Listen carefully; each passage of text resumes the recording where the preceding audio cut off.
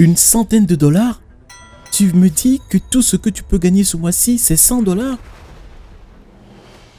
Quel genre d'homme es-tu, Steven? Maman a crié en me jetant l'argent à la figure.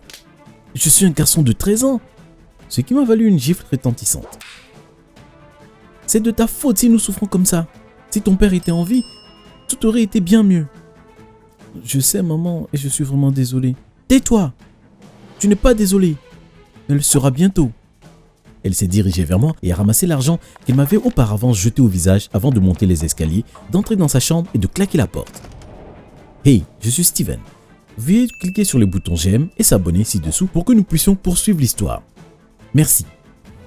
Nous étions une famille très heureuse. Avant ma naissance, mon père s'est vu offrir un poste qui a changé sa vie aux États-Unis et nous avons déménagé. Je suis né dans le luxe et tout était prévu pour moi.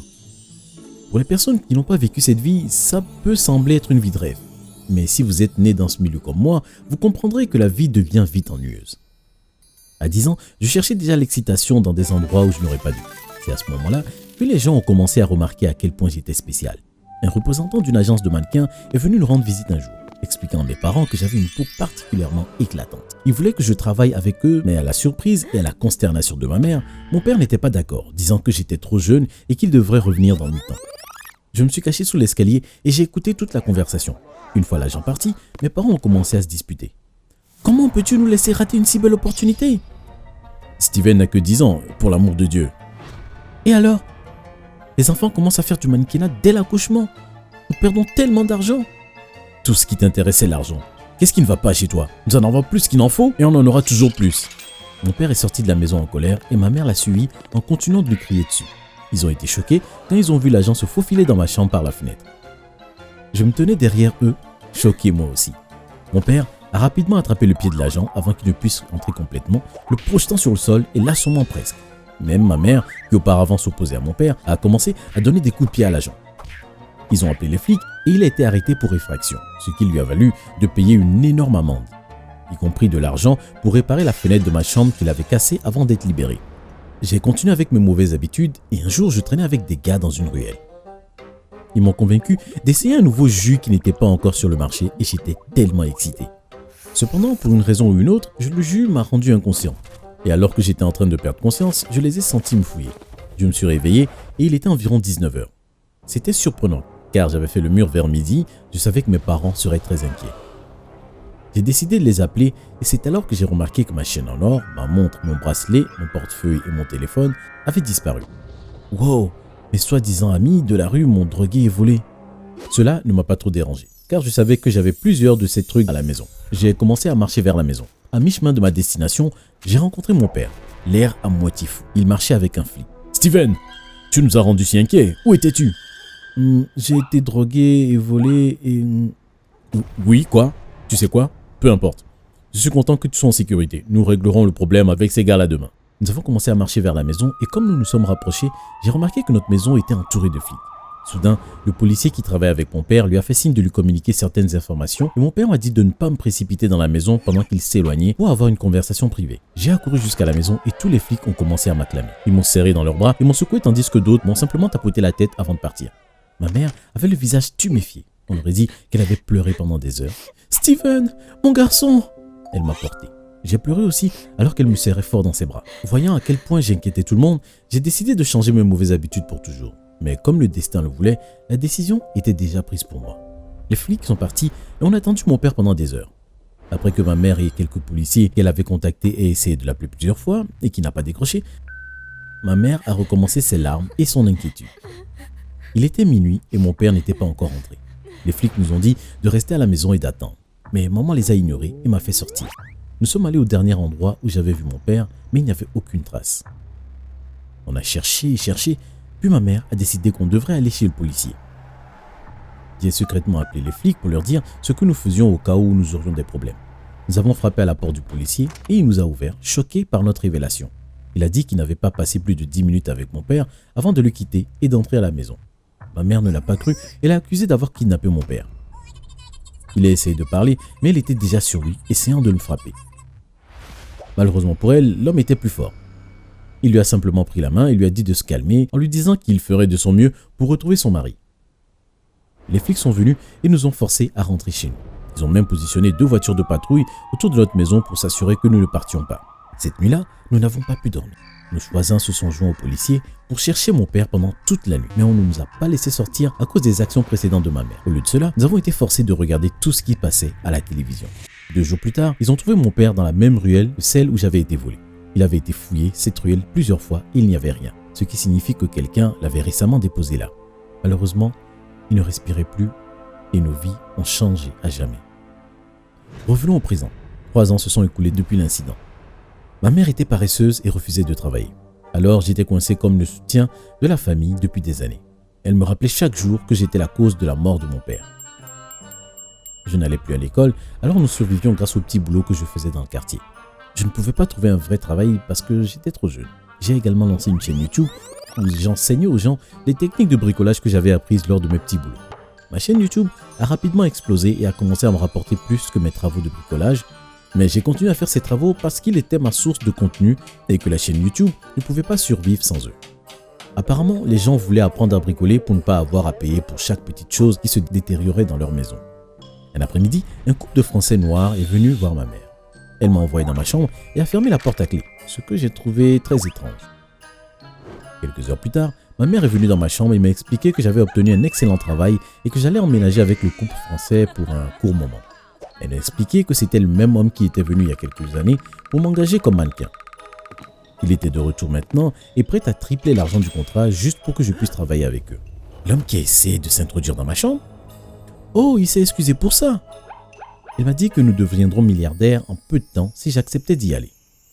J'étais sceptique, mais j'ai mis mes craintes de côté et j'ai décidé de les suivre.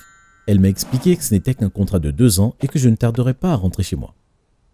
Je suis parti avec le couple et j'ai commencé à vivre dans un manoir rempli d'autres garçons qui étaient eux aussi mannequins. Le premier jour de mon arrivée, un garçon d'environ 18 ans m'a félicité et m'a souhaité la bienvenue dans la cage de mes rêves. J'étais confus et je lui ai demandé ce qu'il voulait dire, mais il a ri et il m'a dit qu'il plaisantait. Lorsque j'ai dit au Français ce que le garçon avait dit et que j'ai demandé une explication, il a renoncé et c'est la dernière fois que j'ai vu le garçon de 18 ans. Il a juste disparu. On m'appelait le garçon d'or à cause de ma peau brune et tout le monde était amoureux de moi. J'ai gagné beaucoup d'argent, mais on ne m'a jamais donné un centime. Notre directeur, le Français, m'a expliqué que je recevrais tout mon argent au moment de rentrer chez moi après mes 2 ans. J'ai accepté et je lui ai dit que j'avais hâte de rentrer à la maison et il a semblé déçu.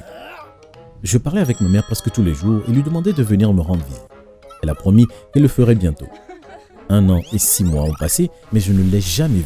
Elle continue à promettre qu'elle viendrait quand même. Malgré le fait qu'elle ait été aussi méchante avec moi, je l'aimais toujours et elle me manquait. J'étais un enfant après tout. Malheureusement, il semble qu'elle ne se ressentait pas la même chose. Lorsque je me suis plaint à notre directeur, il m'a expliqué qu'elle ne voulait pas me voir et qu'elle ne répondait pas à mes appels que parce qu'il a payé pour le faire. Quoi?